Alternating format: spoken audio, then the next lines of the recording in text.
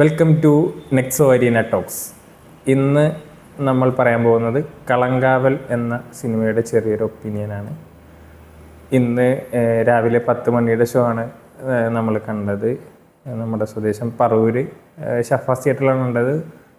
അത്യാവശ്യം ഓഡിയൻസ് ഈ സിനിമയ്ക്ക് ഉണ്ടായിരുന്നു.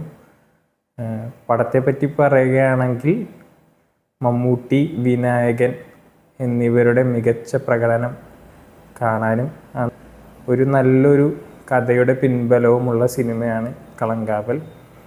ഇത് ചിലപ്പോൾ നിങ്ങൾ സയനൈഡ് മോഹൻ്റെ ഒരു കഥയായിട്ടായിരിക്കാം കേട്ടിരിക്കുന്നത്. പക്ഷേ എനിക്ക് പറയാനുള്ളത് അത് മാത്രമല്ല കളങ്കാവൽ. അതിൽ ആ സയനൈഡ് മോഹൻ്റെ കഥയിൽ നിന്നും തികച്ചും വ്യത്യസ്തമായിട്ടുള്ള ഒരു സിനിമ തന്നെയാണ് കളങ്കാവൽ. നമ്മളിത് ശരിക്കും ഡിസ്റ്റർബ് ചെയ്യും, അതുപോലെ എൻഗേജ് ചെയ്യും, അങ്ങനത്തെ ഒരു സിനിമയാണിത്.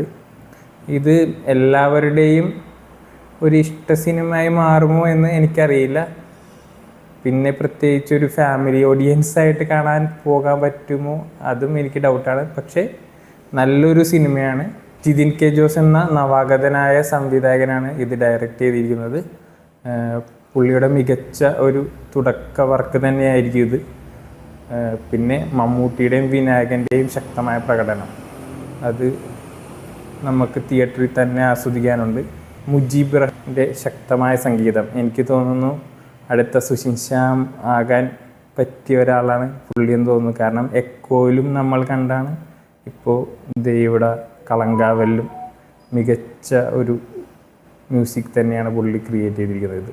ഈ കഥ നടക്കുന്നത് തമിഴ്നാട് കേരള ബോർഡറിലാണ്, അതായത് നാഗർകോവിൽ തിരുവനന്തപുരം ബോർഡറുകളിലാണ്. അപ്പോൾ ആ ബോർഡർ അറിയുന്നവരാണെങ്കിൽ അത് കുറച്ചും കൂടി കണക്റ്റാകും എന്നാണ് എനിക്ക് തോന്നുന്നത്.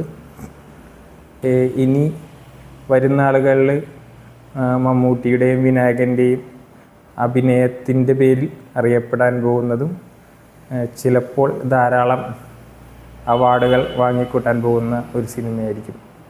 ഇത്രയുമാണ് എനിക്ക് കളങ്കാവലിനെ പറ്റി പറയാൻ തോന്നുന്നത്. ഇനി അടുത്തൊരു സിനിമയുടെ വിശേഷവുമായി നെക്സോ അരീന ടോക്സിൽ വീണ്ടും കാണാം. Good bye.